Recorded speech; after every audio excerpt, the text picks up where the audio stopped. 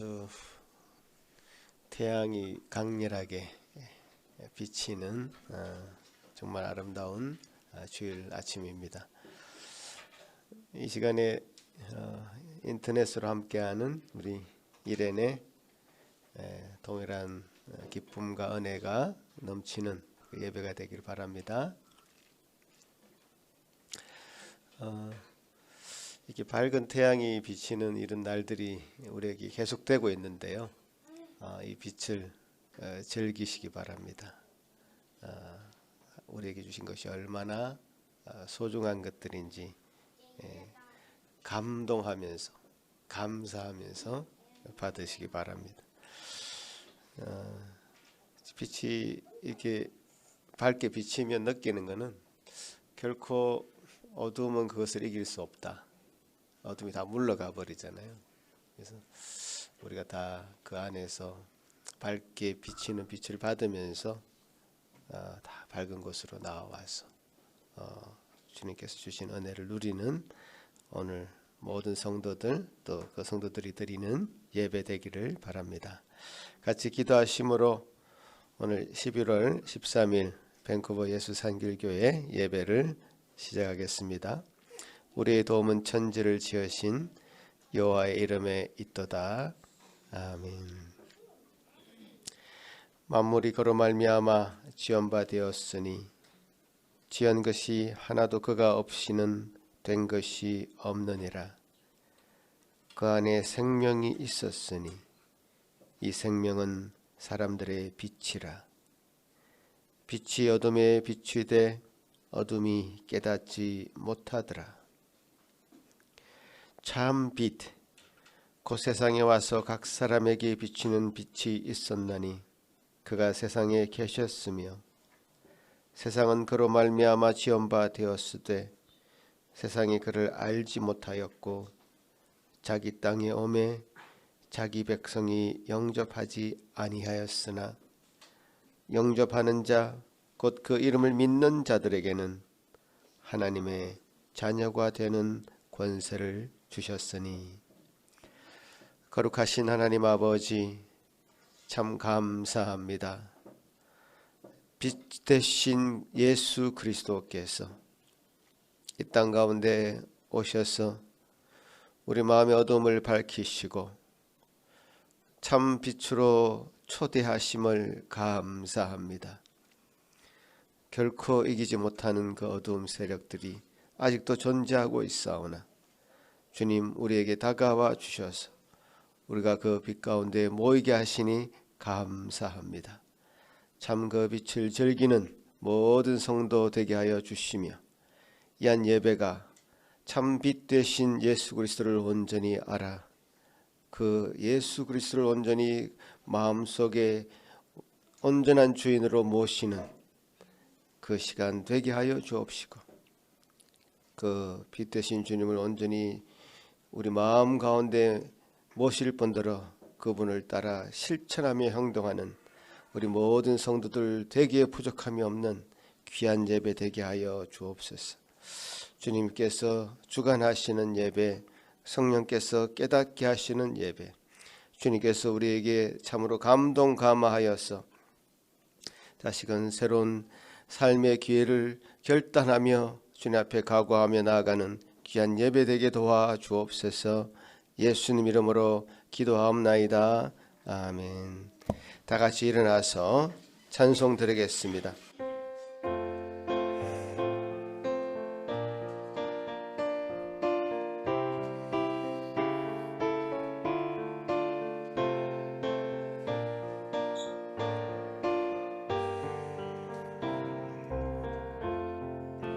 큰 영화로신 주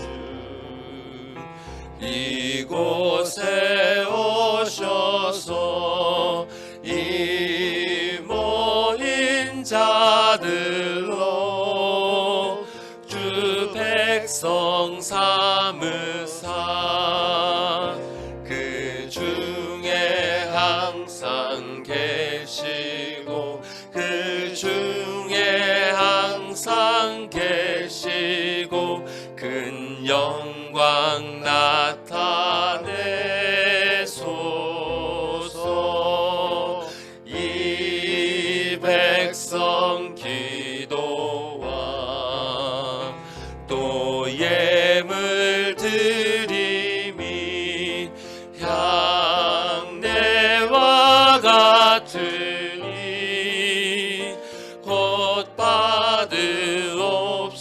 주옵소서.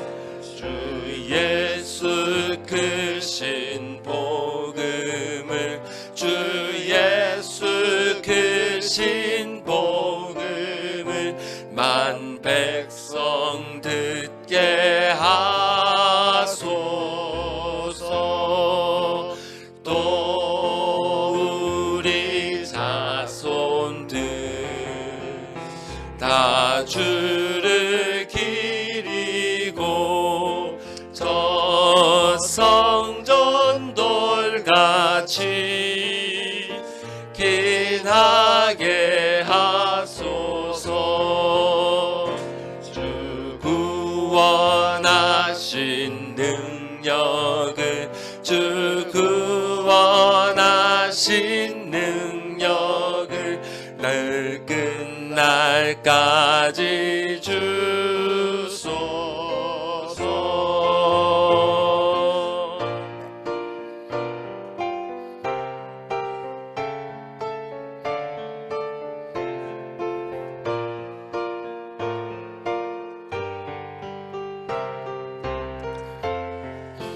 또 믿는 만민이 참 진리 지키며 옛 성도들 같이 주 찬송하다가 저 천국 보좌 앞에서, 저 천국 보좌 앞에서 늘 찬송하게 하소서.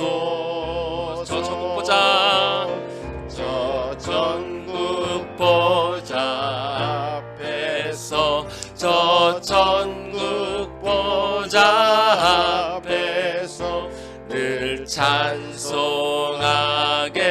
하소서.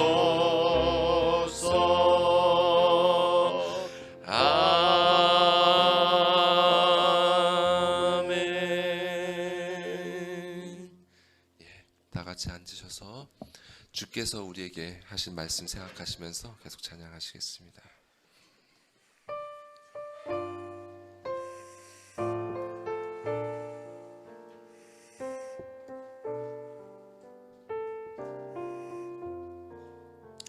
하늘 보좌 떠나서 세상에 오신 주님, 우리에게 본을 보여 따르라 하셨으니 우리들도 주님처럼 남 섬기며 살아 모든 사람 한결같이 사랑하게 하오. 1절 한 번 더 고백하겠습니다. 하늘 보좌 떠나서 세상에 오신 주님, 세상에 오신 주님, 우리에게 본을 보여 따르라 하셨으니 우리들도 주님처럼 남 섬기며 살아 모든 사람 한결같이 사랑하게 하옵소서. 악의 힘과 싸우며 진리로 사신 주님, 우리에게 본을 보여 따르라 하셨으니 우리들도 주님처럼 선한 싸움 싸워 세상 불이 물리치고 살아가 하옵소서. 세상 유혹이고 십자가 지신 주님, 우리에게 본을 보여 따르라 하셨으니 우리들도 주님처럼 희생하며 살아 시험 고통 모두 이겨 감당하게 하옵소서.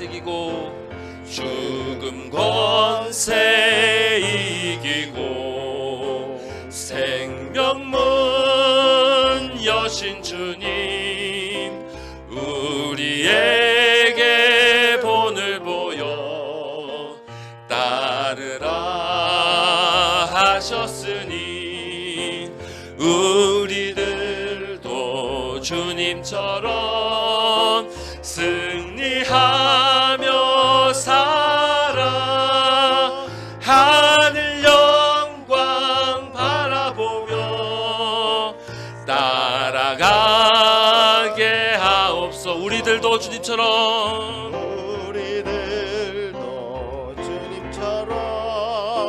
승리하며 살아 하늘 영광 바라보며 따라가게 하옵소. 하늘 영광 바라보며 따라가게 하옵소서.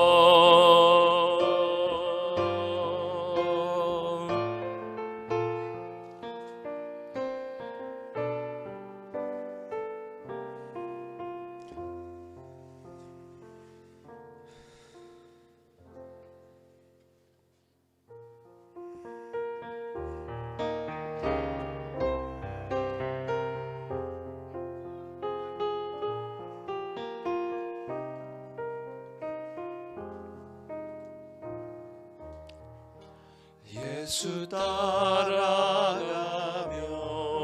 복음 순종하면 우리 행할 길 완하겠네.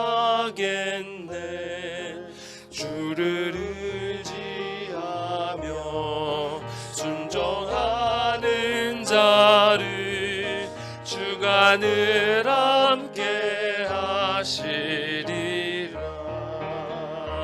의지하고 순종하는 길은 예수 안에 즐겁고 복된 길이로다. 해를 당하거나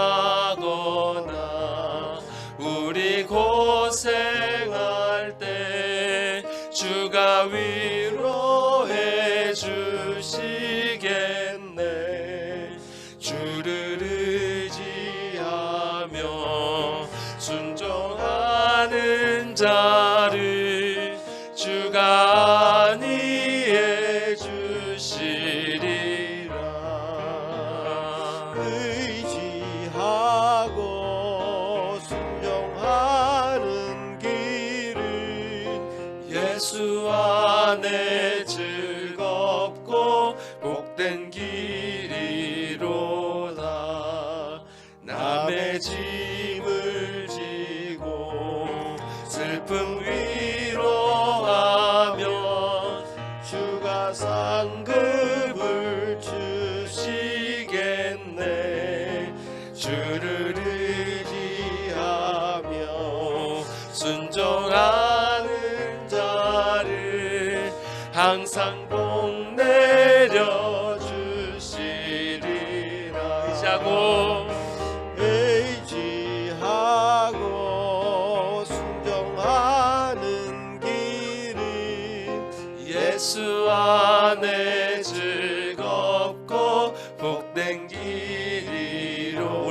것을 우리 받은 것을 주께 다 드리면 우리 기쁨이 넘치겠네. 주를 의지하고 순종하는 자를 은혜 풍성케 하시고 주를 힘입어서 말씀 잘 배우고 주를 모시고 살아가세. 주를 의지하며 항상 순종하면 주가 사랑해 주시리. 의지하고 순종하는 길은 예수 안에 즐겁고 복된 길이로. 의지하고 순종하는 길은 의지하고 순종하는 길은 예수 안에 즐겁고 복된 길. 한 번만 더 고백합시다. 의지하고 순종하는 길은 의지하고 순종하는 길은 예수 안에 즐겁고 복된 길이로다. 예수 안에 즐겁고 복된 길이로다.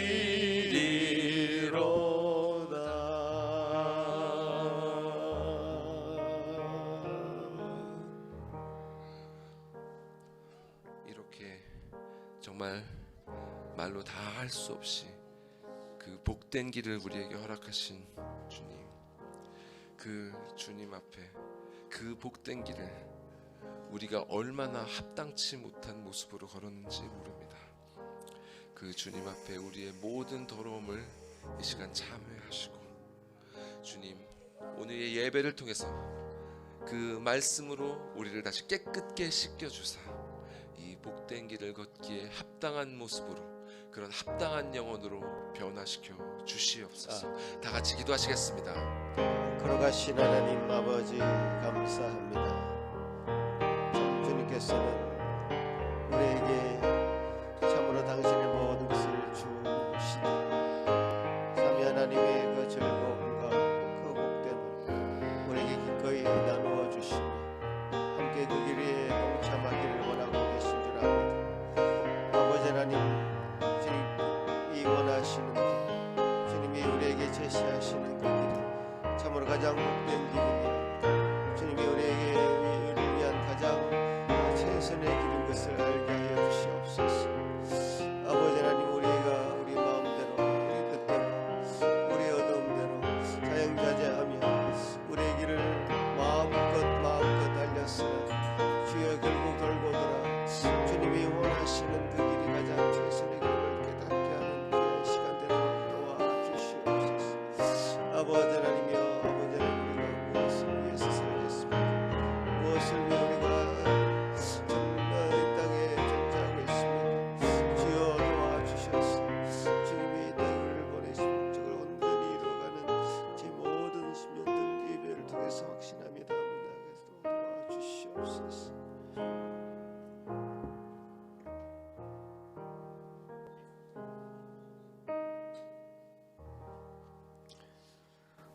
하늘에 계신 우리 아버지여, 이름이 거룩히 여김을 받으시오며 나라가 임하옵시며 뜻이 하늘에서 이루어진 것 같이 땅에서도 이루어지이다. 오늘 우리에게 일용할 양식을 주시옵고 우리가 우리에게 죄 지은 자를 사하여 준 것 같이 우리 죄를 사하여 주시옵고 우리를 시험에 들게 하지 마시옵고 다만 악에서 구하시옵소서. 나라와 권세와 영광이 아버지께 영원히 있사옵나이다. 아멘. 시편 63편 저와 여러분이 한 구절씩 교독하시겠습니다. 하나님이여 주는 나의 하나님이시라. 내가 간절히 주를 찾되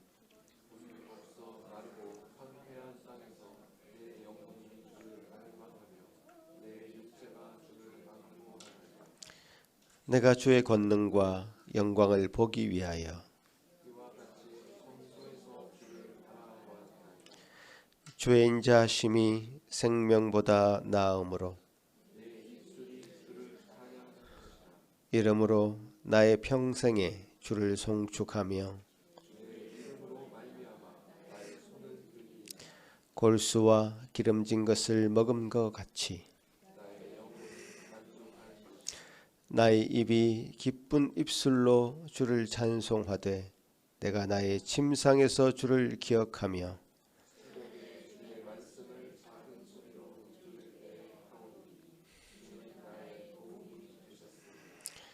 내가 주의 날개 그늘에서 즐겁게 부르리이다. 아멘. 이 시간에 예배를 위해서 고희선 집사님 기도하실 때에 다 같이 한 마음으로 기도하시겠습니다. 할렐루야. 주님께 영광. 오늘도 화창한 날을 주시고 귀하고 복된 주일날을 맞이하여 함께 예배를 드리게 해주신 우리 주 하나님께 감사드립니다. 아멘. 이곳을 축복해 주시고 거룩하고 정결하게 하여 주시며 성령님의 깊은 임재로 영과 진리로 드리는 뜨거운 예배가 될 수 있도록 도와주시옵소서. 아멘. 아버지 하나님, 세상이 많이 오염이 되고 혼탁해지면서 전쟁이 일어나며 곳곳에 기근으로 불안하고 경제 위협도 느끼고 있습니다. 온갖 전염병 바이러스로 만남이 희미해지며 소극적이 되어가며 점점 더 소외됨이 그 외로움과 고독함이 깊어지는 안타까운 실정이 되어가고 있습니다. 주님.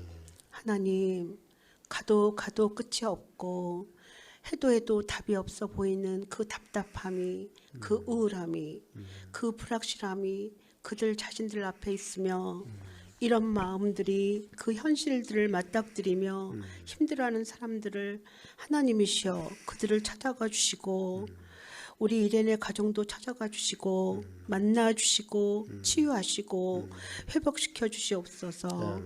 하나님이시여 이 땅의 황망을 보시옵소서. 하늘의 하나님 긍휼을 베푸시는 주님이시여 우리의 죄악을 용서해 주시고 이 땅을 고쳐 주시옵소서. 이제 우리 모두 하나가 되어 이 땅에 무너진 기초를 다시 쌓게 하시고 우리의 우상을 태우실 성령의 불이 임하게 하여 주시옵소서. 부흥의 불길이 타오르게 하시고 진리의 말씀으로 이 땅을 새롭게 하시며 은혜의 강물이 흐르게 하시고 성령의 바람이 불어와 주의 영광이 가득한 새날, 그 새날 속에서 우리들도 살게 하여 주시옵소서. 오 주님 감사합니다.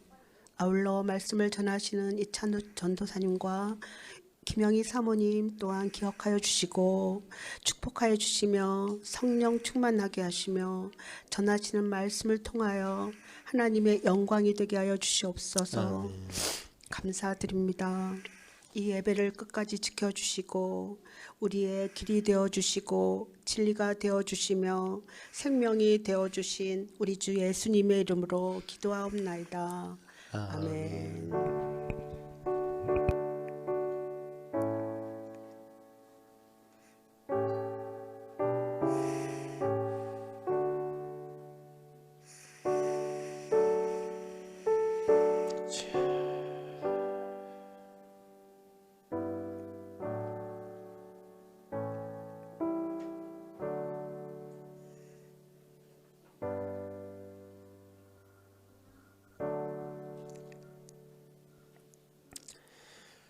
오늘 우리에게 허락하신 하나님의 말씀은 히브리서 6장 9절에서 12절 말씀입니다.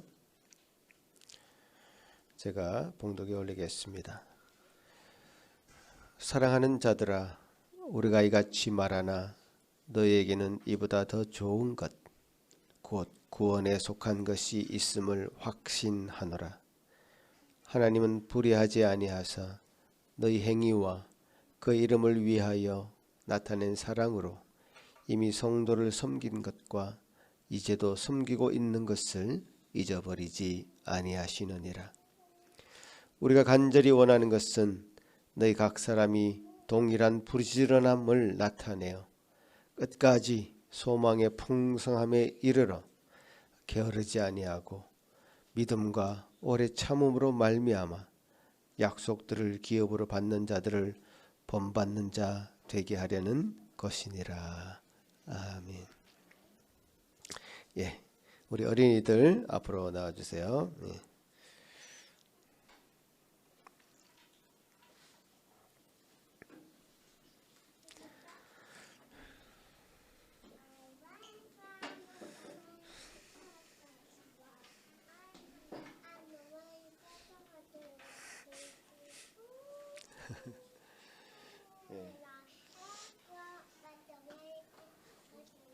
무슨 노래를 부르는 겁니까 지금?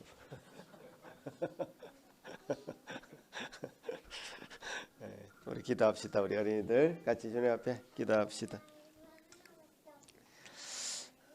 하나님 아버지 감사합니다.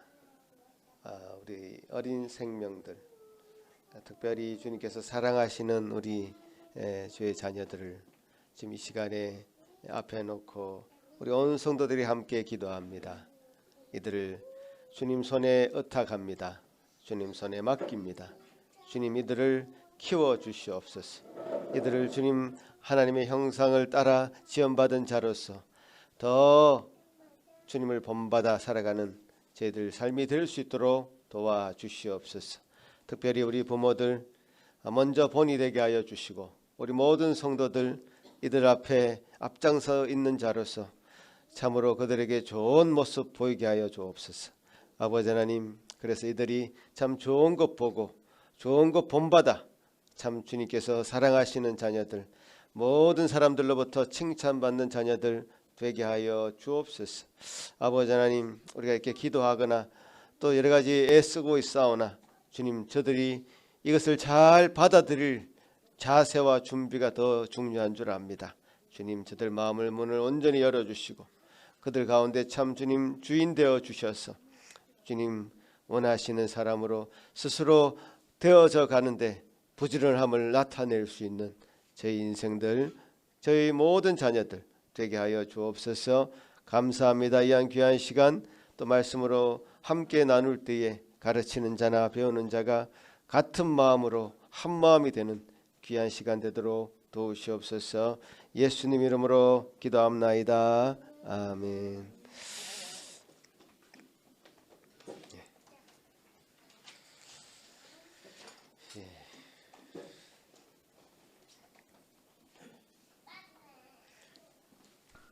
예. 하나님께서 우리를 구원하셨고 그 구원의 여러 가지 과정들이 있는데요. 오늘 우리 전사님 말씀하실 것은 견인에 관한 교리에 관한 내용들입니다. 구원에 속한 것이란 제목으로 우리 전사님 나와서 말씀 전하실 때 정말 깊이 집중하고 한 마음이 되시는 귀한 시간 되기를 바랍니다.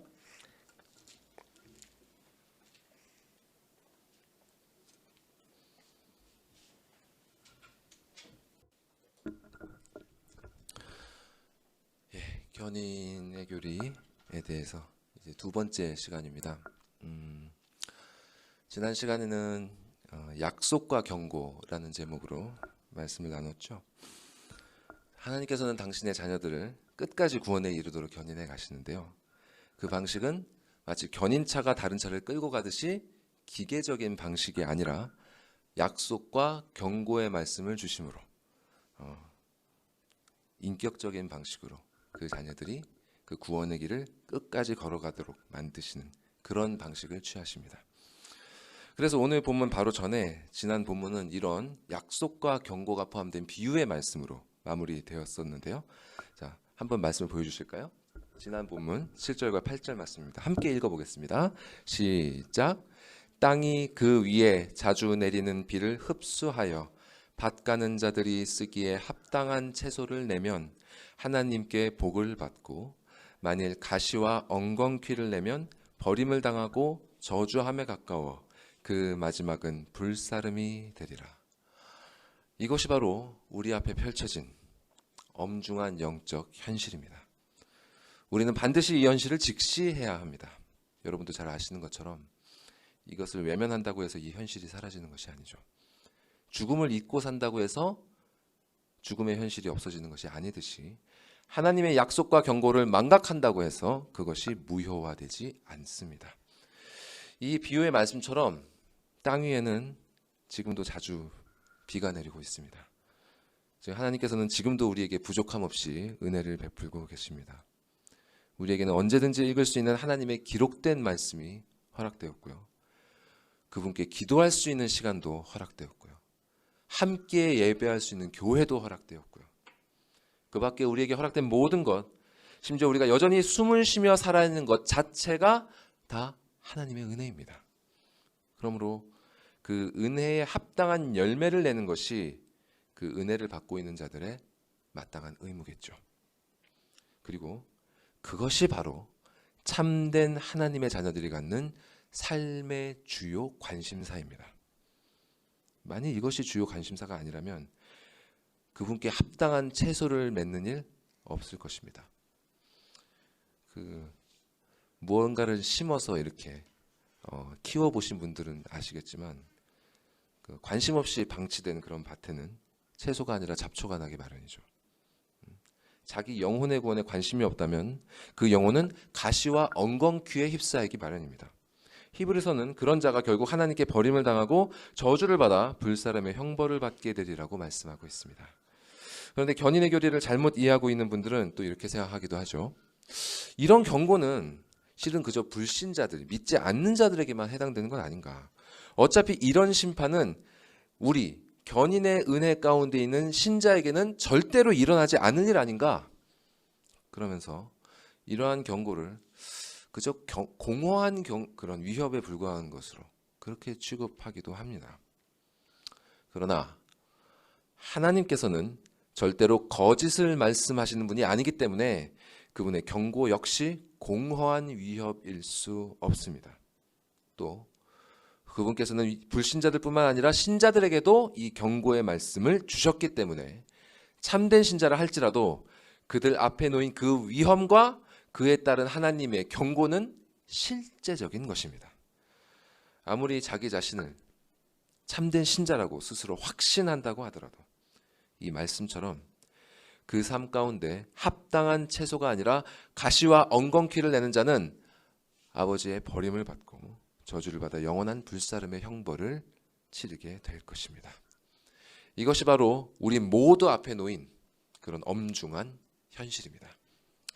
자, 그런데 이렇게 냉혹한 현실을 선언했던 히브리서의 저자는 그 어조를 바꿔서 오늘 본문을 이렇게 시작하고 있습니다. 그 다음 말씀 보여주시죠. 제가 읽어드리겠습니다.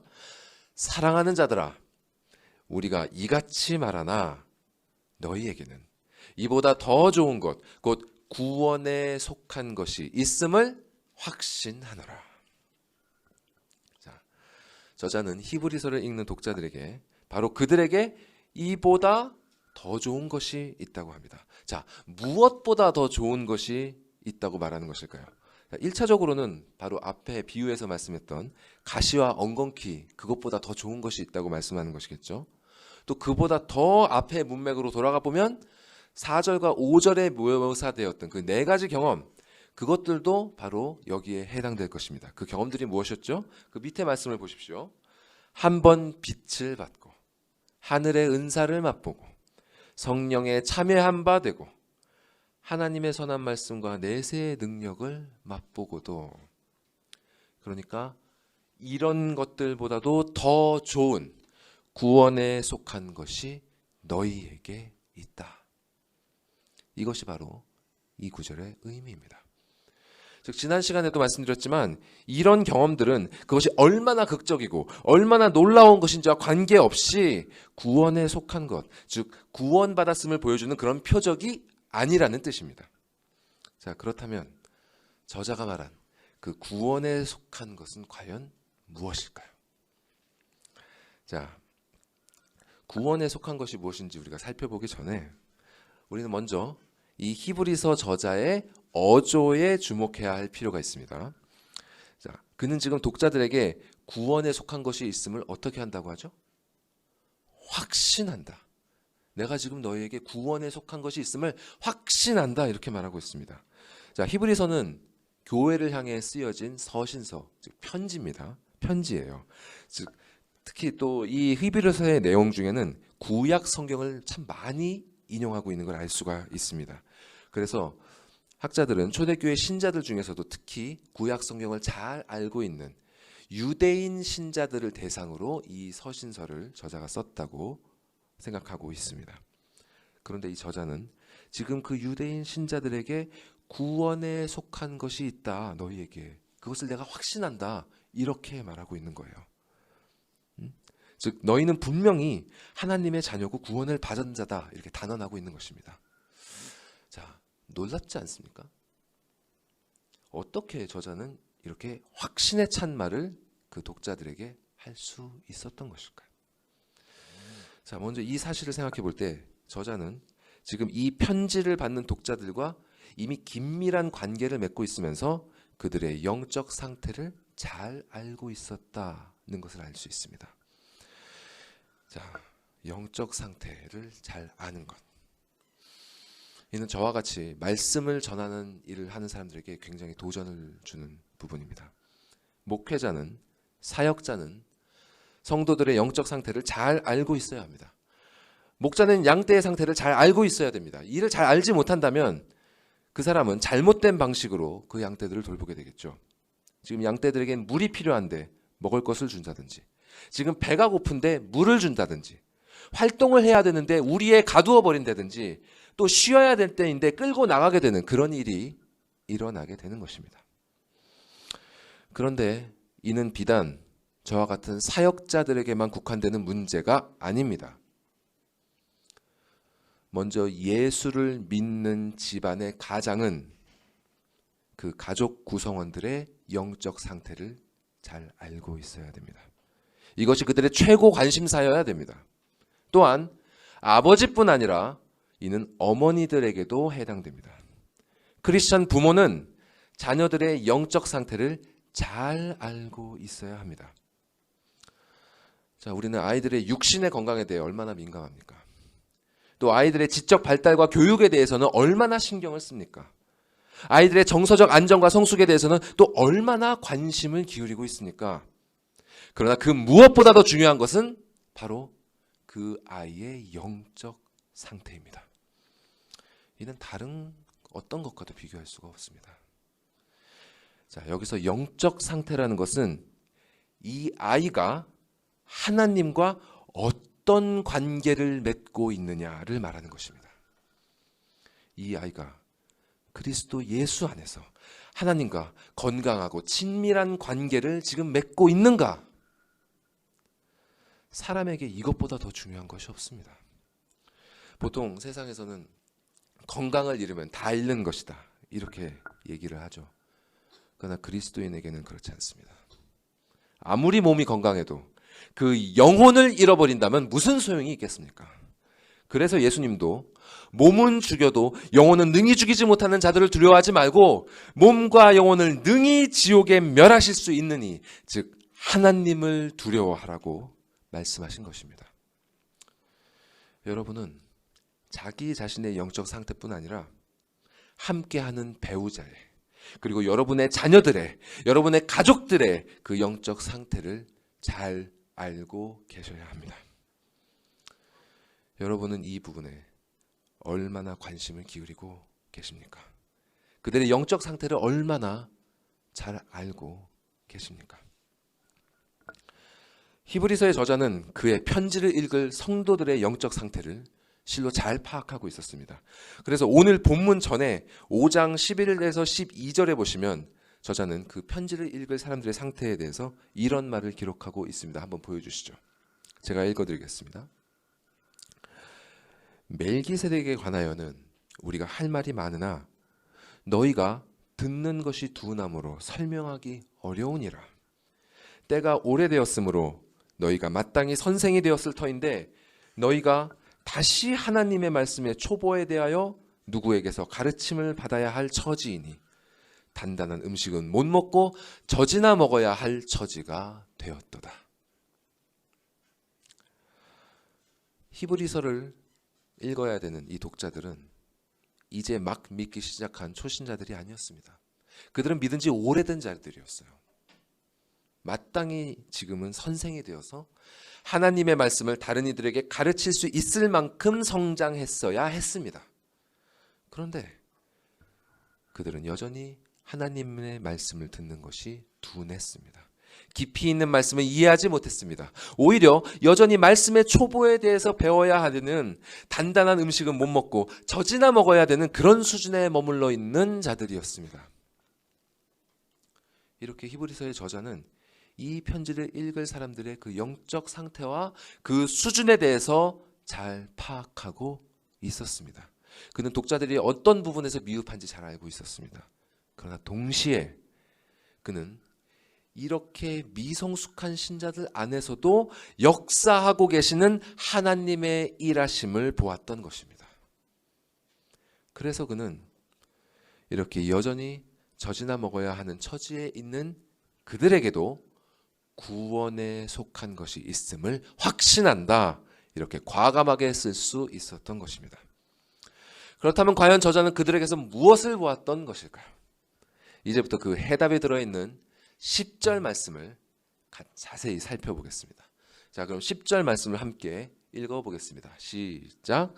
하나님은 불의하지 아니하사 너희 행위와 그의 이름을 위하여 나타낸 사랑으로 이미 성도를 섬긴 것과 이제도 섬기고 있는 것을 잊어버리지 아니하시느니라. 여기서 우리는 저자가 본 것이 무엇인지 발견할 수 있습니다. 그는 이렇게 표현합니다. 너희 행위와 그의 이름을 위하여 나타낸 사랑으로 이미 성도를 섬긴 것과 이제도 섬기고 있는 것. 이것을 다시 한번 정리해 보면 이런 뜻입니다. 하나님의 이름을 위한 너희 행위와 사랑이 과거부터 지금까지 계속 성도들을 섬기는 것으로 나타나고 있다. 다시 말씀드립니다. 하나님의 이름을 위한 너희 행위와 그 사랑이 과거부터 지금까지 계속 성도들을 섬기고 있는 것으로 나타나고 있다. 이 섬김이 바로 히브리서의 저자가 그의 독자들에게 발견했던 구원에 속한 열매였습니다. 자, 이 말씀에는 이 열매의 동기와 그 실제적인 실천이 모두 나타납니다. 자, 먼저 동기는 무엇이죠? 바로 그의 이름, 즉 하나님의 이름을 위한다는 것입니다. 신자 안에 구원에 속한 것이 있음을 확신할 수 있는 그 첫 번째 근거는 바로 여기에 있습니다. 하나님의 택함을 받고 거듭나서 구원으로 견인되고 있는 참 신자는 다른 어떤 동기가 아니라 바로 그에게 새 생명을 주신 그 아버지 하나님의 이름을 위해 살고자 하는 그 동기로 삶을 산다는 것입니다. 이 동기는 그저 거창한 것이 아니라 실로 매일매일의 순간에 적용되는 것입니다. 자, 여러분은 지금 어떤 동기로 매일의 삶을 살아가고 계십니까? 솔직히 바쁘게 일상을 살다 보면 자신이 무슨 동기로 지금 이 삶을 살고 있는지 잊고 지낼 때가 많죠. 적지 않은 사람들이 그저 아침에 눈을 떴으니까, 그저 살아야 하니까 마지못해 사는 것처럼 그렇게 하루하루를 살아갑니다. 그저 눈앞에 다가오는 고통을 피하고 안락을 추구하려는 그런 1차적인 동기 아래에서 대부분의 시간을 보냅니다. 이보다 조금 더 나은 사람들은 다른 사람들의 뜻을 자기의 동기로 삼아 살아가죠. 부모님이 시켰으니까, 선생님이 시켰으니까, 다른 사람들이 이 길이 맞는 길이라고 하니까 그저 그 길을 따라갑니다. 이보다 조금 더 나은 사람들은 자기 자신의 꿈과 열정을 쫓아 살아갑니다. 이런 사람들은 자신의 인생을 오롯이 자기의 것으로 생각하고 자신의 자아를 실현하는데 그 인생을 바칩니다. 그러나 이런 것들은 모두 이 세상에서 헛되이 쓰러져 버릴 인간의 뜻일 뿐입니다. 거듭난 그리스도인들은 이런 것들을 동기로 살아가지 않습니다. 그들은 자기 자신에게 자신의 존재와 자신의 생명과 그 밖의 모든 것을 주신 아버지 하나님, 그분의 영원한 이름을 위한다는 그 거룩한 동기로 지금 이 순간, 오늘 하루, 그리고 평생을 살아갑니다. 여러분의 삶의 동기를 돌이켜 보십시오. 여러분에게는 이런 거룩한 동기가 있습니까? 이것이 바로 히브리서가 말씀하는 구원에 속한 것 중에 첫 번째입니다. 그리고 이러한 거룩한 삶의 동기는 우리에게 거룩한 성령의 열매들을 맺게 합니다. 사도 바울은 유명한 갈라디아서 5장에서 성령의 열매들을 이렇게 정리했죠. 한번 들어보십시오. 오직 성령의 열매는 사랑과 희락과 화평과 오래 참음과 자비와 양선과 충선과 온유와 절제니 이 같은 것을 금지할 법이 없느니라. 사랑과 희락과 화평과 오래 참음과 자비와 양선과 충성과 온유와 절제, 성령의 9가지 열매, 사희화오 자양충 온절, 이렇게 외웠는데요. 외워두시면 좋습니다. 근데 죄에 물든 우리의 본성은요, 이런 단어들을 들으면 이것들이 막 추상적이고 마치 도덕책에서나 나온 것 같은 그런 공허한 소리처럼 여기는 경향이 있습니다. 하지만 이는 절대로 뜬구름 잡는 소리가 아닙니다. 매우 실제적인 것입니다. 자, 이 열매들이 여러분에게 실제인지 한번 생각해 보십시오. 자, 여러분에게 이 열매와 반대되는 미움과 분노가 일어날 때 그리스도를 통해 베푸신 하나님의 사랑과 평화가 그 미움과 분노를 극복하고 있습니까? 또 만약에 여러분에게 질투가 일어나거나 또 슬픔이 닥칠 때 그리스도의 온유하심과 그분이 주신 그 기쁨으로 그것을 이겨내고 있습니까? 만약 여러분 안에 죄에 대한 그 정욕이 마구 일어날 때 그리스도의 말씀에 대한 충성과 절제로 그 정욕을 여러분이 물리치고 있습니까? 이것이 바로 구원받은 자들의 삶 가운데 실제적으로 경험되고 있는, 그리고 맺히고 있는 그 성령의 열매들입니다. 그런데 히브리서의 저자는 이 모든 열매들 중에서도 특히 사랑에 포커스를 맞추고 있습니다. 사랑.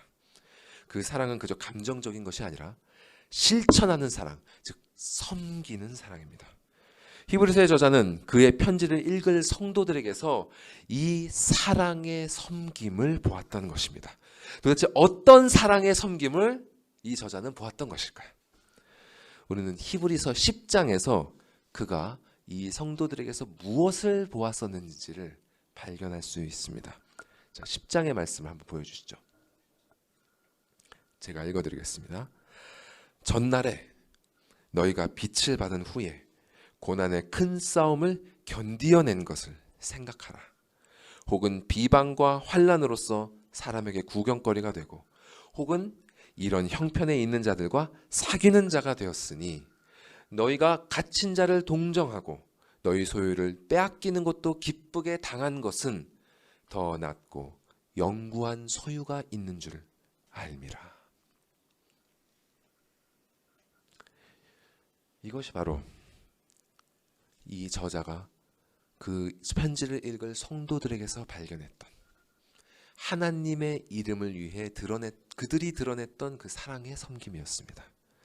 그들은 비록 지금도 듣는 것이 둔하고 여전히 믿음의 초보에 머물러 있는 자들이었음에도 불구하고 그들에게는 고난과 비방과 환난을 견디는 인내가 있었고, 또 동시에 그러한 처지에 놓인 사람들을 동정하며 그들로 인해 자신의 소유를 빼앗기는 것도 기쁘게 감내하는 그런 희생적인 사랑이 있었습니다.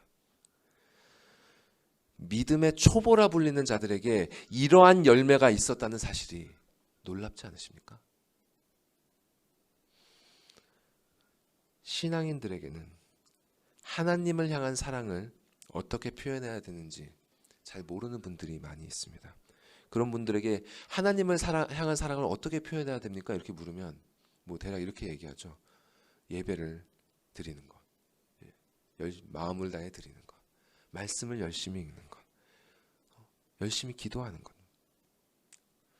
그런 것도 틀린 건 아닙니다. 그런데 그것들은 주로 그분으로부터 우리가 은혜를 받는, 은혜를 구하는 방편들이죠. 은혜를 구하는 방편들이 아니라 그분을 향한 우리의 사랑을 표현하는 방법 말입니다. 성경은 그분을 향한 우리의 사랑을 표현하는 가장 명백한 증거, 그것을 바로 다른 그리스도인들을 향한 사랑의 섬김이라고 말하고 있습니다. 요한일서 4장은 이렇게 말씀합니다. 한번 같이 읽어보겠습니다. 시작. 우리가 사랑함은 그가 먼저 우리를 사랑하셨습니다. 누구든지 하나님을 사랑하노라 하고 그 형제를 미워하면 이는 거짓말하는 자니, 보는 바 그 형제를 사랑하지 아니하는 자는 보지 못하는 바 하나님을 사랑할 수 없느니라. 우리가 이 계명을 주께 받았나니 하나님을 사랑하는 자는 또한 그 형제를 사랑할지니라. 하나님을 사랑하는 자는 그 형제를 사랑합니다. 이것이 바로 히브리서의 저자가 그의 편지를 읽을 독자들에게서 발견했던 두 번째 구원에 속한 것이었습니다. 그리스도 안에 형제와 자매를 섬기는 일만큼 이 사랑을 확실하게 보여주는 것은 또 없습니다. 말씀을 드리면서 이단들이 그러죠. 하나님을 향한 사랑을 보이려고 하면서 교회에 헌금을 요구하고, 그죠? 그 삶과 시간을 교회에 바칠 것을 요구하고 말이죠. 하나님을 향한 사랑은 그렇게 표현되는 것이 아닙니다. 그 성도들을 향한 실제적인 사랑의 섬김, 그것이 바로 말씀이 요구하는 그분을 향한 우리의 사랑의 표현입니다. 자, 오늘 본문에서 성도들을 섬기는 것이라고 할 때 이 섬긴다는 단어를 원어로는 디아코네오라고 합니다. 자, 이 영어로는 집사를 가리켜서 디컨이라고 하죠. 디컨. 이 디콘이라는 말이 그 디아코네오에서 나온 말입니다. 성경에 따르면 하나님을 향한 사랑을 가장 잘 보여주는 일이 바로 이 성도들을 섬기는 일이라고 했죠. 집사가, 디콘, 집사가 바로 그러한 일을 하는 사람이다라는 뜻입니다. 자, 여러분, 목사의 직분과 장로의 직분과 집사의 직분 가운데 무엇이 가장 중요하겠습니까? 우리가 어떤 것이 사람들의 의식 속에 중요하게 여겨지고 있는지를 이미 다 알고 있습니다. 그런데 말이죠. 자, 말씀을 가르치는 사역과 말씀대로 다스리는 사역과 말씀에 따라 섬기는 사역 중에 무엇이 가장 중요하겠습니까? 여기에 경중이 있을 수 있겠습니까? 말씀을 가르치는 목회자의 사역도 너무나 중요하고, 또 그 말씀에 따라 성도들을 다스리는 장로의 사역도 중요하지만 성도들을 실질적으로 섬기는 집사의 사역도 그에 못지않게 너무나 중요한 것입니다. 왜냐하면 성경은 바로 이 사역이 그리스도에 대한, 하나님에 대한 우리 교회의 사랑, 성도의 사랑을 보여주는 핵심적인 증거라고 말씀하고 있기 때문입니다. 이것보다 더 그 사랑을 보여주는 것이 없습니다. 자, 마태복음 25장에 기록된 예수님의 말씀도 한번 확인해 보십시오. 제가 읽어드리겠습니다. 들어보십시오. 그때 임금이 그 오른편에 있는 자들에게 이르시되 내 아버지께 복을 받을 자들이여 나와 창세로부터 너희를 위하여 예비된 나라를 상속받으라. 내가 줄일 때 너희가 먹을 것을 주었고 목마를 때 마시게 하였고 나그네 되었을 때 영접하였고 헐벗었을 때 옷을 입혔고 병들었을 때 돌보았고 옥에 갇혔을 때 와서 보았느니라. 이에 의인들이 대답하여 이르되 주여 우리가 어느 때에 주께서 줄이신 것을 보고 음식을 대접하였으며 목마르신 것을 보고 마시게 하였나이까? 어느 때에 나그네 되신 것을 보고 영접하였으며 헐벗으신 것을 보고 옷 입혔나이까? 어느 때에 병드신 것이나 옥에 갇히신 것을 보고 가서 배웠나이까 하리니 임금이 대답하여 이르시되 내가 진실로 너희에게 이르노니 너희가 여기 내 형제 중에 지극히 작은 자 하나에게 한 것이 곧 내게 한 것이니라. 이것이 바로 히브리서의 저자가 그의 편지를 읽을 독자들을 향해 너희에게는 구원에 속한 것이 있음을 내가 확신한다 이렇게 말할 수 있었던 이유였습니다. 만일 우리가 하나님의 사랑을 바르게 깨닫게 된다면 우리에게는 그분께 그 감사와 사랑으로 응답하고자 하는 그분의 이름을 위해 살고자 하는 동기가 생기게 됩니다. 그리고 성경은 그 동기를 가지고 함께 하나님의 자녀된 그리스도인들을 사랑하며 섬기라고 명령하고 있습니다. 히브리서의 독자들은 비록 믿음 가운데 여전히 젖먹는 자와 같다는 지적을 받고 있었지만 그들의 삶에는 이러한 거듭남의 증거, 즉 사랑의 섬김의 증거가 있었습니다. 우리의 삶에는 지금 이러한 증거들이 나타나고 있습니까? 그런데 여기서 저자의 글을 잘 보시면 그는 독자들에게서 이러한 거룩한 동기와 사랑의 섬김을 자기가 발견했기 때문이 아니라 자기가 발견했기 때문에 그들의 구원을 확신한다고 말하고 있지 않습니다. 잘 보십시오. 그는 자신이 그것을 보았기 때문이 아니라 하나님께서 그들의 그러한 동기와 섬김을 잊어버리지 않으시는 불의하지 아니하신 분이기 때문에 그들의 구원을 확신한다고 말하고 있습니다. 즉 그는 성도들에 대한 구원의 확신을 자신의 판단에 두고 있지 않고 하나님의 성품에 두고 있는 것입니다. 참된 구원의 확신은 이처럼 우리 자신이나 그 어떤 인간 권위자가 아니라 오직 하나님께, 오직 그분의 성품에 그 뿌리를 두어야 합니다. 자, 그럼에도 불구하고 어떤 사람들은 오히려 이 구절을 완전히 반대 의미로 해석합니다. 특히 로마 카톨릭의 변증가들이 이 구절을 인간 행위의 공로적 성격을 입증하는 근거로 사용하고 있습니다. 자, 이게 무슨 말이냐면 하나님께서 그들의 행위를 잊지 않으신다. 이 뜻은 그들의 행위의 공로를 하나님께서 인정해 주신다. 이렇게 해석하는 것이죠. 그래서 그들은 이런 식으로 주장을 합니다. 물론 오롯이 인간 행위의 공로로 구원에 이를 수는 없지만 예수님께서 제공하신 그 공로 위에 성령의 도우심을 얻은 인간의 순종을 더해야 구원에 이를 수 있다. 하나님께서는 그 인간의 순종을 구원에 도움이 되는 공로로 인정해 주신다. 이렇게 잊지 않으신다고 하지 않으셨느냐? 만약 여러분이 우리 교회에서 지금까지 선포되어 온 말씀들을 잘 배워오셨다면 이러한 말을 들을 때 여러분 마음이 불편해지셔야 합니다. 하나님의 참된 자녀는 그분의 진리에 대한 거짓된 증거들을 들을 때 불쾌해집니다. 하나님께서 인간 행위의 공로를 인정해 주신다는 주장은 철저히 비성경적인 주장입니다. 성경은 에베소서에서 분명히 말씀합니다. 너희는 그 은혜에 의하여 믿음으로 말미암아 구원을 받았으니 이것은 너희에게서 난 것이 아니요 하나님의 선물이라 행위에서 난 것이 아니니 이는 누구든지 자랑하지 못하게 함이라. 그 어떤 행위도 구원의 근거가 될 수 없습니다. 그 어떤 인간 행위의 공로도 예수 그리스도의 공로 위에 얹어질 수 없습니다. 그래서 히브리서는 이런 행위들을 구원의 원인이라고 말하지 않고 구원에 속한 것이라고 표현하고 있는 것입니다. 영어 번역은 이를 things that accompany salvation, things that accompany salvation, 즉 구원에 동반되는 것들이라고 표현하고 있습니다.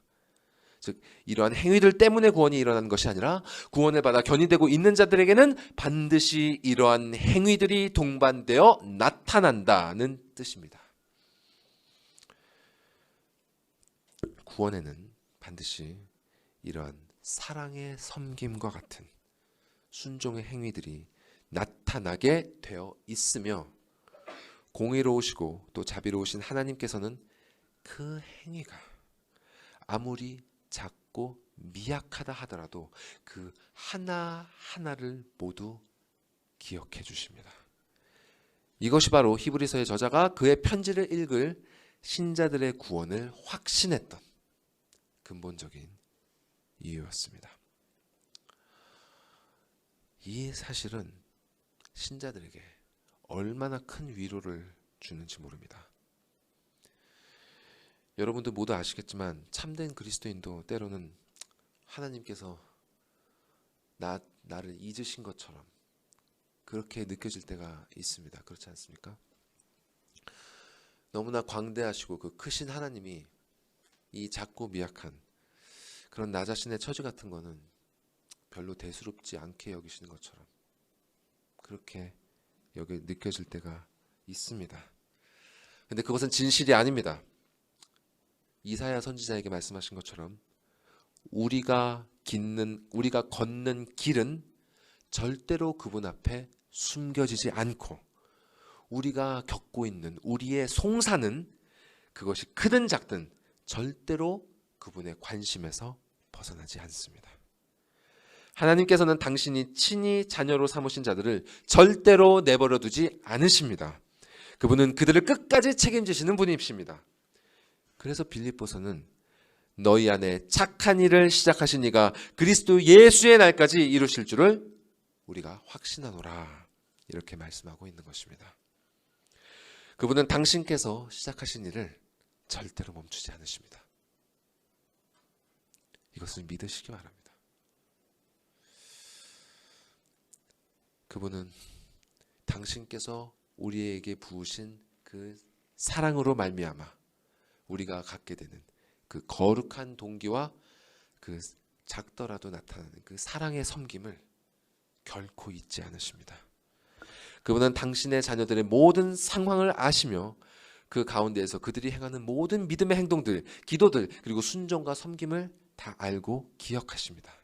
그리고 그분께서 기억하신 이 모든 일들은 성경이 가르치는 대로 예수께서 말씀하신 것처럼 이 세상이 끝나는 날 우리의 삶이 그분 앞에서 결산될 때에 그분께서 자녀들에게 베푸실 그 상급의 근거가 될 것입니다. 이 세상에서 잠깐 부모된 우리 같은 자들도 자녀들의 순종을 기억하고 사랑을 베풀 줄 아는데 하물며 하늘 아버지께서 그 자녀들의 순종을 기억하지 않으시겠습니까?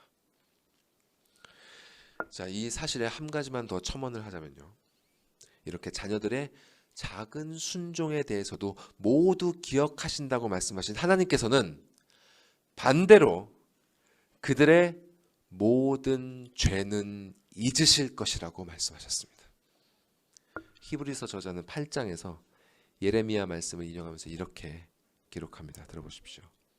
내가 그들의 불의를 긍휼히 여기고 그들의 죄를 다시 기억하지 아니하리라. 그분은 흠결 많은 우리의 모든 작은 섬김들을 하나하나 기억하여 주시지만 우리가 지는 그 추악한 모든 죄들을 그리스도의 피에 근거하여 잊으시고 덮어주실 것입니다. 이 진리를 여러분의 삶의 동기로 삼으십시오. 이 진리에서 시작할 때 여러분은 실로 아버지 하나님의 이름을 위하여 산다는 그 동기를 가지실 수 있을 것입니다. 그리고 그 동기로 말미암아 그분의 이름을 위한 작더라도 보잘것 없더라도 나타나게 되는 그 사랑의 섬김을 열매 맺으실 수 있을 것입니다. 이러한 열매가 삶 속에서 드러난다는 것은 그 사람이 견인의 은혜 가운데 있다는 강력한 증거입니다. 이러한 증거를 가진 성도들에게 저자는 성령께서 그에게 주신 그들을 향한 간절한 소원을 11절과 12절에서 표현하고 있습니다. 11절과 12절을 함께 읽어보겠습니다. 자, 시작. 우리가 간절히 원하는 것은 너희 각 사람이 동일한 부지런함을 나타내어 끝까지 소망의 풍성함에 이르러 게으르지 아니하고 믿음과 오래 참음으로 말미암아 약속들을 기업으로 받는 자들을 본받는 자 되게 하려는 것이니라. 아직 미숙하지만 구원에 속한 사랑의 섬김을 보여준 성도들에게 히브리서 저자가 무엇을 간절히 원하고 있는지 보십시오. 그는 먼저 너희 각 사람이 동일한 부지런함을 나타내어라고 말하고 있습니다. 부지런함을 나타내어라. 그들은 전에 서로를 향한 사랑을 나타냈죠. 이제는 저자는 그들에게 부지런함을 나타내어라 이렇게 권면하고 있습니다. 그리고 이 부지런함은 어떤 특정한 사람들에게만 요구되고 있지 않습니다. 동일한 부지런함. 목회자만, 사역자만, 그리고 따로 봉사하는 사람들만 부지런하라? 아닙니다. 그리스도 예수 안에 있는 참 자녀가 된 모든 자들은 이러한 부지런함이 동일하게 요구됩니다. 여기엔 예외가 없습니다. 이렇게 예외 없이 모든 이에게 부지런함이 간절히 나타날 것이 요구되는 이유는 바로 그것이 끝까지 소망의 풍성함에 이르게 하는 길이기 때문이죠. 여기서 풍성함은 그저 양적으로 많고 풍족하다는 뜻이 아닙니다. Full assurance, full assurance라는 뜻입니다. 완전한 확신. 하나님께서 신자에게 주신 그 소망이 반드시 실현될 것임을 완전히 확신하는 것. 그것이 바로 이 구절이 말씀하는 소망의 풍성함입니다. 이렇게 부지런함을 나타내며 충성되이 살아가는 모든 성도들은 결국 그 소망의 완전한 확신, full assurance에 이르게 될 것입니다. 자, 그렇다면 이 부지런함은 도대체 무엇에 부지런할 것을 말하고 있는 것입니까? 바로 12절에 나오는 믿음과 오래 참음으로 말미암아 약속들을 기업으로 받는 자들을 본받는 일, 본받는 일, 그 일에 부지런할 것을 말하는 것입니다. 누구를 본받습니까? 믿음과 오래 참음으로 약속들을 기업으로 받는 자들, 즉 우리 앞서 이 길을 걸어갔던 믿음의 선조들을 본받으라는 말씀입니다. 그래서 히브리서 저자는 나중에 11장에 이르러서, 즉 믿음의 장이라고 불렸던 그 장에 이르러서 구약 성경에 기록되어 있는 믿음의 선진들이 보여준 삶의 증거들을 강력하게 증거했던 것입니다. 자, 성경이 있잖아요, 우리에게. 이 책에 우리가 본받아야 할 믿음의 사람들의 삶이 기록되어 있습니다. 우리가 이 책에서 아브라함의 이야기, 야곱의 이야기, 모세의 이야기들을 들을 때, 읽을 때 그저 수천 년 전에 살았던 역사적인 인물들의 삶을 그저 제3자적인 입장에서 구경할 것이 아니라 비록 그들이 나 자신과는 처해 있는 그 환경과 상황이 너무나 다를지라도 그들이 본질적으로 겪고 있는 그 영적인 어려움이 곧 내가 처한 어려움이며 그들이 누렸던 그 은혜가 바로 나에게 지금 허락된 그 은혜임을 알고 그렇게 그런 시각으로 그들의 삶을 읽어나가야 합니다. 그러한 눈으로 그들의 삶을 읽어나갈 때 비로소 우리는 히브리서 저자가 요구했던 그 기록된 말씀이 보여주는 믿음의 선진들을 본받을 수 있는 그 지혜를 얻을 수 있는 것입니다. 자, 마지막으로 여기서 한 걸음 더 나아가서 이 사실은 이 본받으라는 것의 적용은 그저 우리와 같은 인간이었던 그 믿음의 선진들에게뿐만 아니라 영존하는 하나님으로서 친히 인간이 되어 이 땅에 오사 우리를 구원하신 주 예수 그리스도의 삶에까지 동일하게 적용됩니다. 히브리서 저자는 4장 15절에 이렇게 기록했습니다. 4장 15절 말씀 들어보십시오.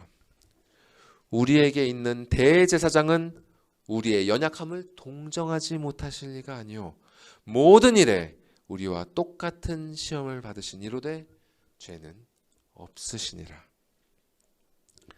하나님이신 그분은 우리와 똑같은 연약한 인간이 되사 그 삶 가운데 우리와 똑같은 시험을 온전히 받아내신 분이십니다.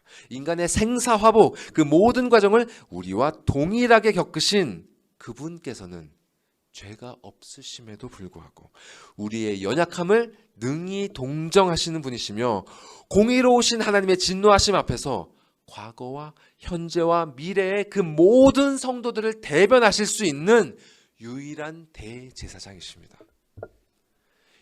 이처럼 예수 그리스도는 어제나 오늘이나 그들에게나 우리에게나 영원토록 동일하신 분이십니다.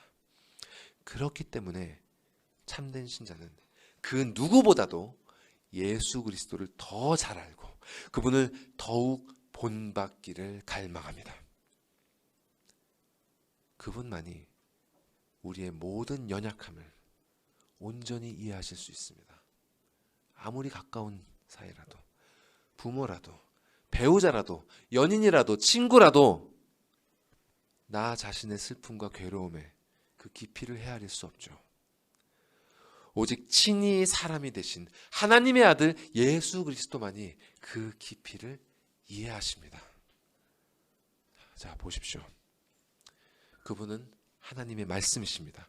그리고 성령을 통해 친히 기록된 말씀을 우리에게 남겨주셨습니다. 이 말씀에는 우리 앞서서 믿음의 길을 걸었던 그 수많은 일들의 그 절절한 속마음들이 숨김없이 기록되어 있습니다. 시편 말씀을 읽어보십시오.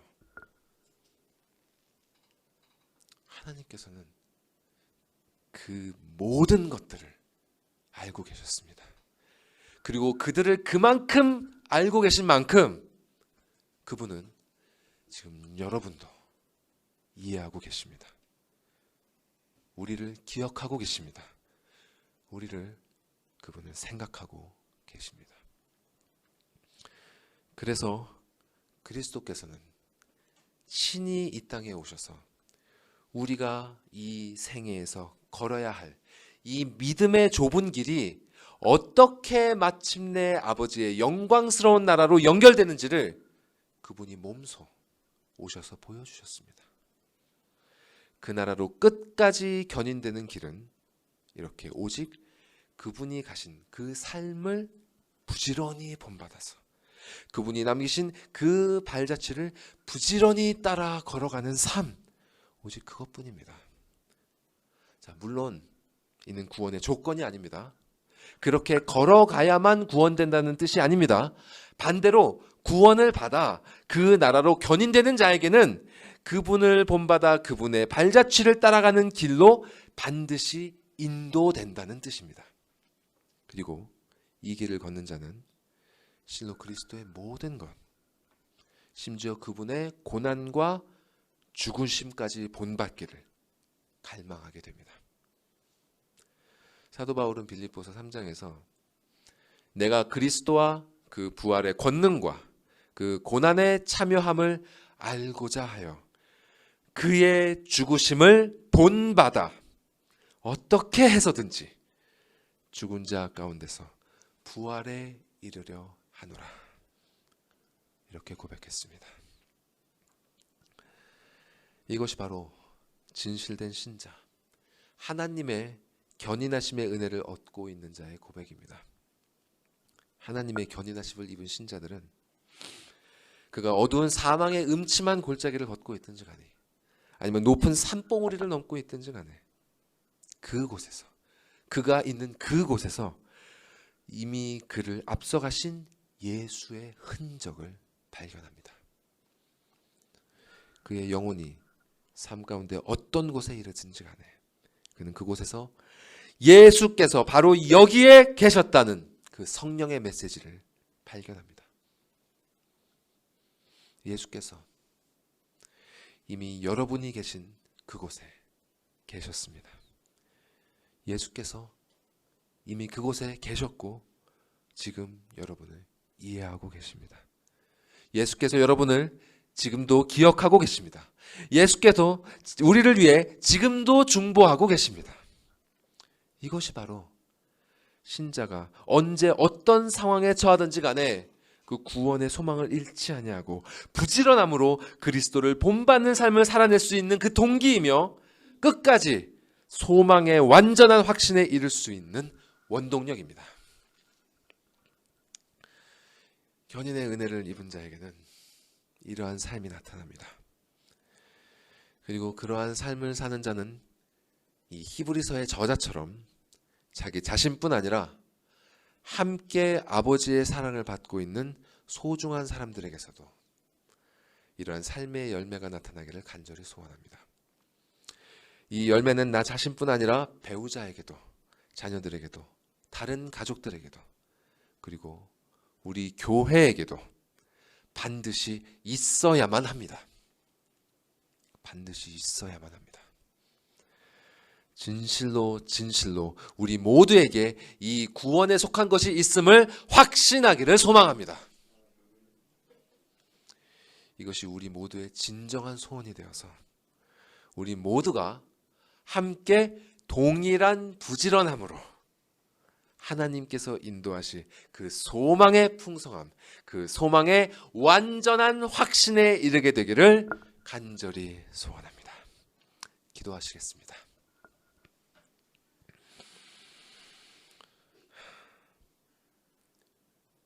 태초에 이미 우리를 예정하시고 택하시고 작정하시고 섭리하사 우리의 삶 가운데 우리를 거듭나게 하시고 믿음을 주시고 회심하게 하시고 우리를 의롭다 하시고 자녀 삼아 주시고 거룩하게 변해가도록 하시고 지금도 우리를 붙잡고 그 나라에 이르기까지 견인하여 주시는 아버지 하나님, 우리가 다 이해할 수도 없고 헤아릴 수도 없는 이 놀랍고도 영광스러운 길을 우리에게 허락하심을 감사드리옵나이다. 주님, 우리 모두에게 지금 실로 이 길을 걷고 있노라는 그 구원에 속한 것이 보여지기를 간절히 소망하옵나이다. 오직 아버지의 이름을 원하여 아버지의 이름을 위하여 산다는 그 거룩한 동기와 그분을 향한 우리의 사랑을 우리에게 허락하여 주신 정말 귀하고 사랑스러운 이 성도들에게, 우리 가족들에게 섬김의 사랑을 할 수 있는 그런 열매가 보여지기를, 나타나기를 간절히 소망하옵나이다. 우리가 자신이 그러한 열매가 있음을 그리스도 안에서 발견하게 하시고 또한 서로 안에서 발견하게 하사 우리가 실로 그리스도 안에서 한 몸 된 교회요, 그 은혜의 길을 걷고 있는 신자라는 확신을 얻으면서 기쁨으로 함께 예배드리는 복된 교회, 복된 공동체 되게 하여 주시옵소서. 그리고 더욱더 한 몸이 되어 사랑의 섬김으로 이 악한 세상에서도 그 끈을 놓지 않고 그 영광의 나라에 이르기까지 함께 사랑을 나누며 걸어나갈 수 있는 아름다운 교회 되게 하여 주시옵소서. 이 모든 말씀 우리 구주 예수 그리스도의 이름으로 기도드리옵나이다. 아멘.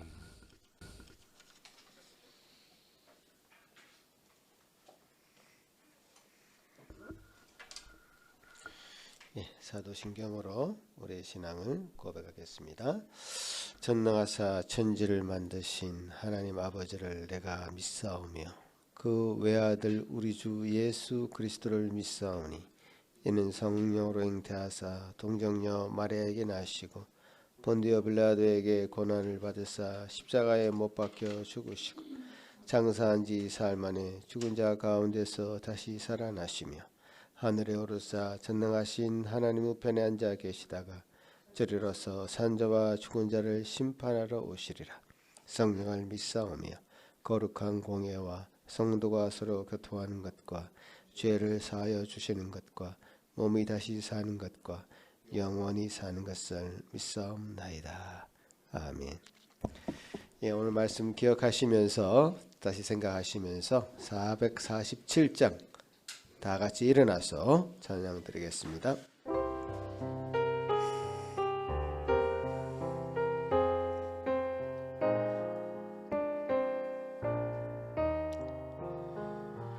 이 세상 끝날까지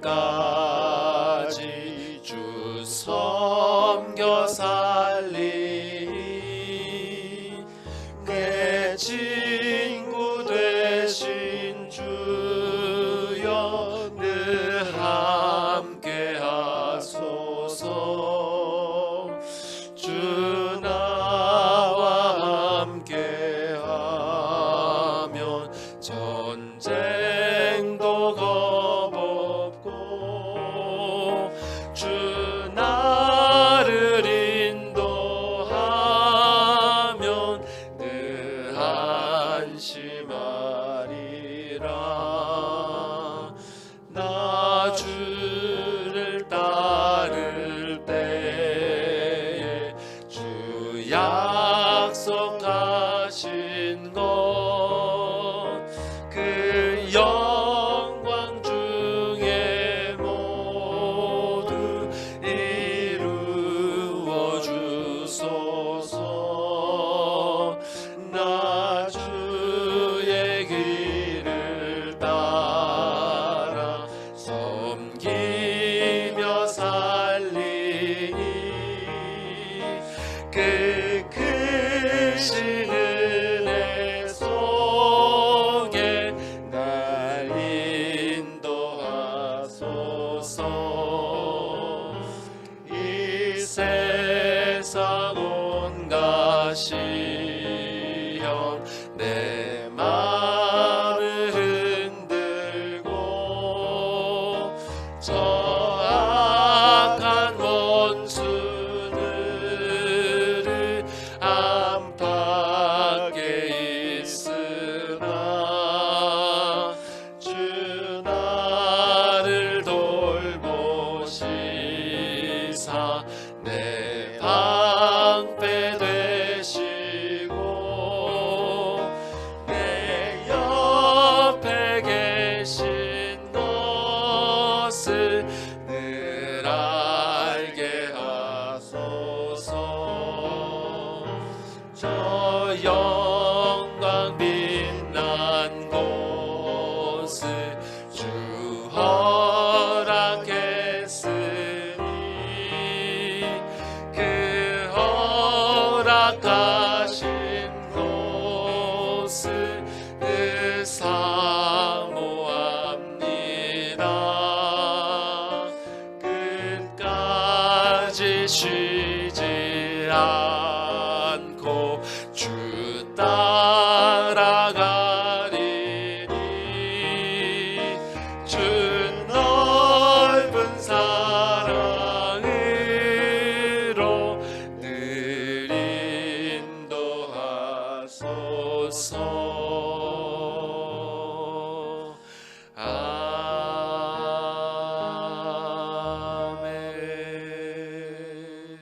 거룩하신 하나님 아버지, 주의 크신 은혜로 구원함의 은혜를 덧입은 저희 심령들에게 하나님의 구원의 놀라운 사랑과 은혜를 체험하고 살 뿐만 아니라 그 하나님께서 우리에게 제시하신 그 말씀에 순종하며 또 그 말씀에 순종함으로 말미암은 열매들이 온전히 나타나고 증거되고 그래서 많은 사람들에게 영향력이 되어서 참으로 많은 사람들을 더 주께로 인도하며 주를 본받는 삶으로 저희를 인도하신 것 감사합니다.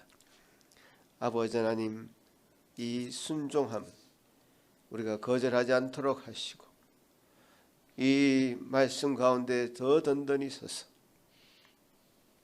주님이 우리를 구원의 놀라운 은혜를 입은 자일 뿐만 아니라 참 종국에는 의의 면류관, 참으로 생명의 면류관, 영광의 면류관을 다 쓰게 되는 하나님의 놀라운 사람으로 삼아 주시옵기를 소망합니다.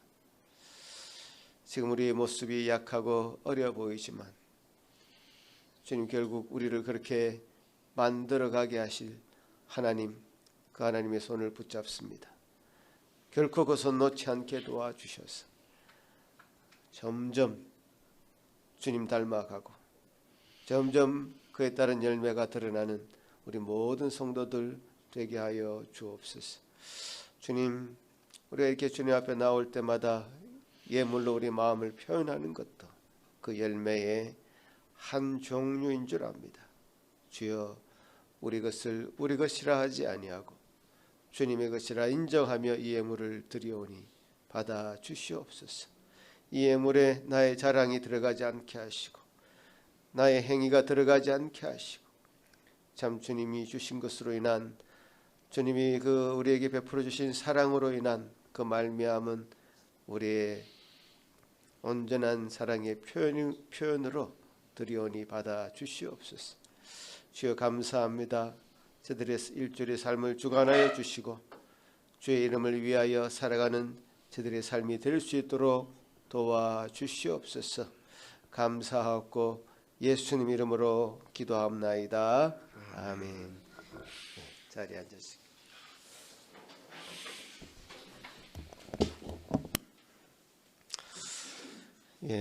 우리 전도사님이 구원의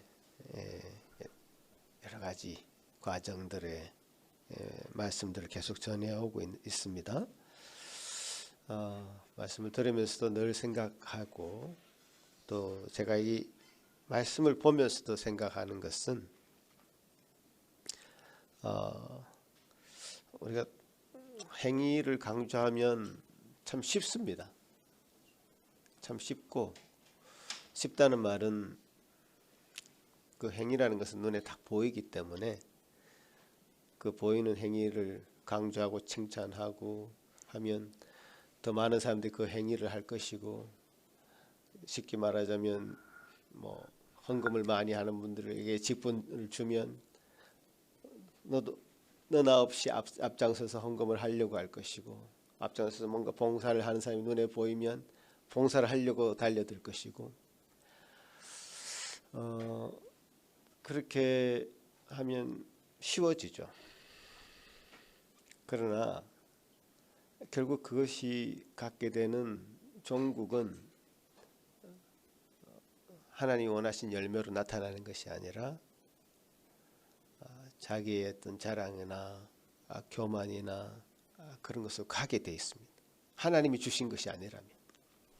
그래서 우리가 좀 더 신중해지는 거예요. 사실 우리의 행위에 대해서 신중해지는 건 맞습니다. 그러나 신중하다고 해서 나쁜 것이 아니라 하나님 주신 원리로 말씀이 우리에게 가르치시는 바로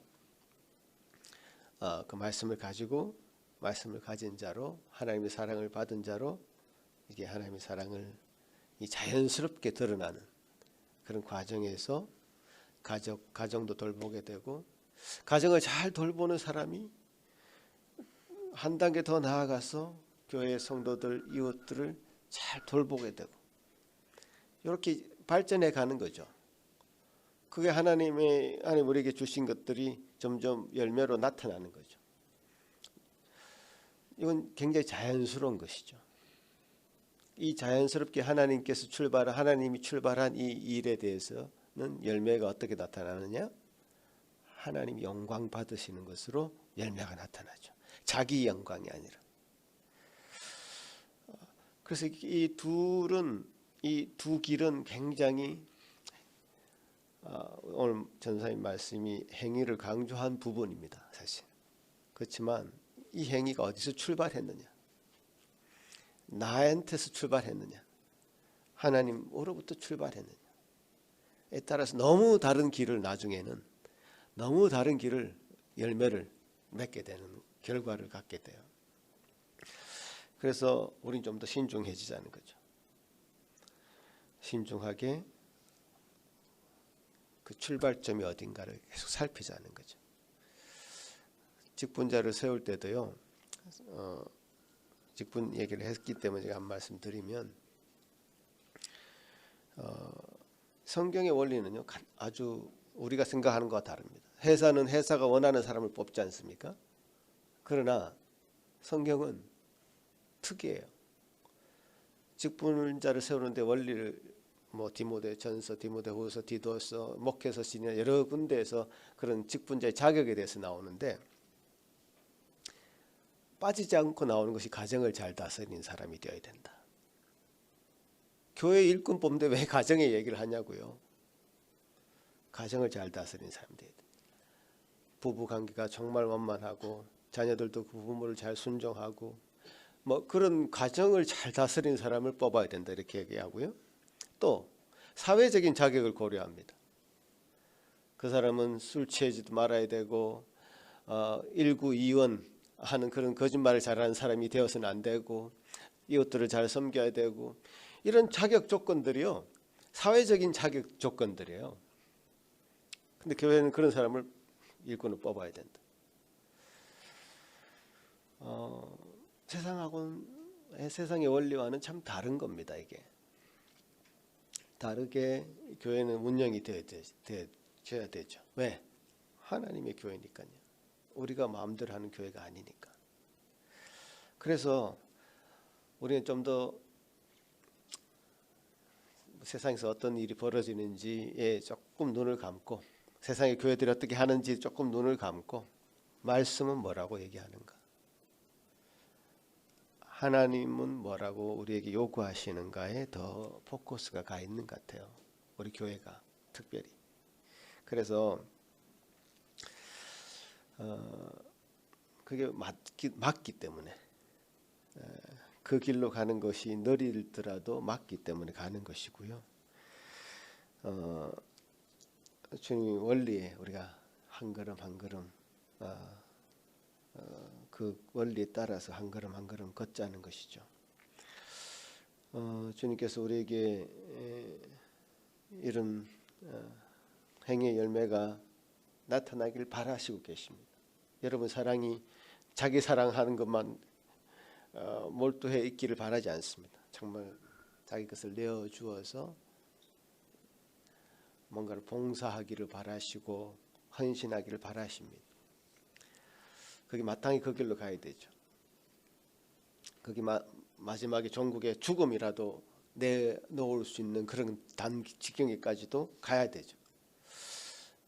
아직 우리가 그런 헌신이 부족해 보이긴 하죠. 저도 그렇고 여러분도 그럴 겁니다. 그러나 그 길로 가되 이 원리가 어디에서 출발하는가? 결국 자기의 헌신과 봉사가 자기 교만으로 자랑으로 가는 것인가? 아니면 정말 하나님 앞에 우리 자신이 더 거룩해지는 것으로 가는가? 이것이 다른 색다른 두 길인데요. 우리의 봉사가 하나님께서 우리를 더 거룩하게 만들어가는, 하나님이 더 자녀답게 만들어가는 하나님의 원리에 맞는 그런 길을 우리는 걷고자 하는 것입니다. 그 말씀 잘 기억하시고 우리가 2022년도 마무리 또 2023년도 그렇게 새로운 마음으로 그렇게 잘 시작하면 좋을 것 같습니다. 자, 기도하겠습니다.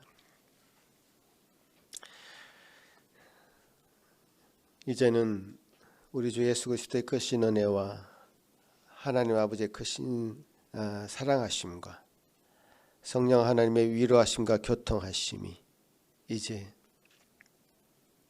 구원받은 자로서 하나님의 참 사랑을 덧입은 자로서 하나님의 자녀된 자로서 이 땅에 마땅히 그분이 가신 길을 걸으며 그분이 우리에게 베풀어 주신 그 사랑을 실천하며 살아가기로 다짐하는 여기 머리 숙인 모든 성도들 위해 그 가정 위에 지금부터 영원토록 함께 있을지어다. 아멘.